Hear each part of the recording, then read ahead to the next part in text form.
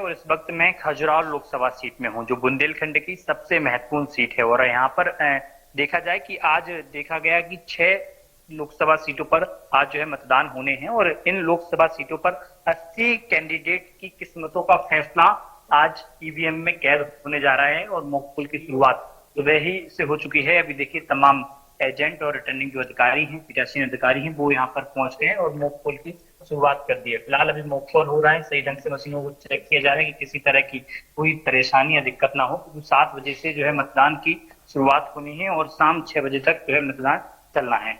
अगर बात की जाए पूरे लोकसभा इलाके में तो 12,000 से ज्यादा मतदान केंद्र बनाए गए हैं और 6 ही लोकसभा सीटों पर तो कहा जा सकता है कि बुंदेलखंड की सबसे हॉट सीट इसलिए महत्वपूर्ण है क्योंकि यहाँ से भारतीय जनता पार्टी के प्रदेश अध्यक्ष बीडी शर्मा चुनाव लड़ रहे हैं।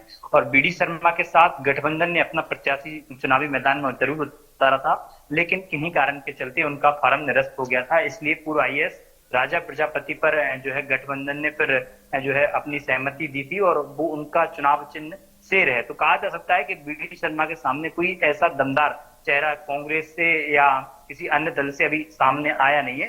हालांकि माना जा रहा है कि पूर्व आईएएस प्रजापति भी एक बड़ा चेहरा है, यही कारण है कि गठबंधन ने उनको समर्थन दिया है। मेरे साथ सभी अधिकारी मौजूद है। सर, अब मॉक पोल की शुरुआत हो गई है, इसके बाद अब क्या तैयारी? मॉक पोल के बाद एक्चुअल पोल शुरू होगा 7 बजे से और शाम 6 बजे तक चलेगा। मतदाताओं के लिए यहाँ पे छाया, पानी, टेंट, सारी व्यवस्थाएं की गई हैं और सभी के हिसाब से दिव्यांगों के लिए रैंप वगैरह भी किए गए हैं। यहाँ पर जो है चुनाव आयोग के निर्देशों के अनुसार यहाँ पे सारी व्यवस्थाएं हैं और मतदान प्रचार का कल ही होगा sir. Khajuraho Lok Sabha seat sir बड़ी महत्वपूर्ण है बुंदेलखंड के लिहाज से। कितने कैंडिडेट चुनावी मैदान में? सारे पूरा चुनाव ही महत्वपूर्ण है और यहाँ पे 14 कैंडिडेट है, एक हमारा नोटा रहेंगे तो 15 कैंडिडेट रहेंगे ईवीएम पे। तो 15 कैंडिडेट रहने वाले हैं और खास तौर पर कहा जा सकता है कि अब से 7 बजे से शाम 6 बजे तक जो है मतदान की शुरुआत हो जाएगी। और 6 ही लोकसभा सीटों की अगर हम बात करें तो 12,000 से ज्यादा मतदान केंद्र बनाए गए हैं, जिनमें पिंक बूथ और आदर्श मतदाता केंद्र सहित तमाम मतदाता केंद्र बनाए गए हैं। हालांकि निर्वाचन आयोग लोगों से अपील कर रहा है बार बार, क्योंकि जिस तरीके से हमने देखा कि पहले फेज का जब इलेक्शन हुआ था तो उसमें वोट प्रतिशत कम रहा था। अब कारण अनेक हैं वोट प्रतिशत कम होने के, लेकिन निर्वाचन आयोग और राजनीतिक पार्टियां दोनों ही मतदान को ज्यादा से ज्यादा बढ़ाने की कोशिश कर रही हैं।